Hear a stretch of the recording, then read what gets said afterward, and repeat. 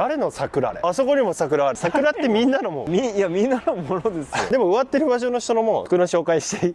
お願いします。毎回コメントに書かれるんだけど、自然に喋って服の流れに行くならいいけど、いきなり服の話しますよね、修造さん。はい、ソックスどうもガチガチにサンライトで決めてます。はい、T シャツバンバン宣伝していくよ。よこれかわいいよね、赤いネックの。そして最後にキャップブラックね。これベージュも持ってるんですけど好きだったんですけどなくしました。俺のキャップどこ行ったんだ。在庫から自分のものにしようとしてるんですけど、在庫なくなっちゃうじゃないですか。もうなくなりそうなんですよ。どうしたものかな。どこだ俺のベージュ。桜見に行きません？今年一回も見てないんで。晴れたし、あの桜をめがけていこう。行くぞ。危ない危ない危ない危ない。行くぞ。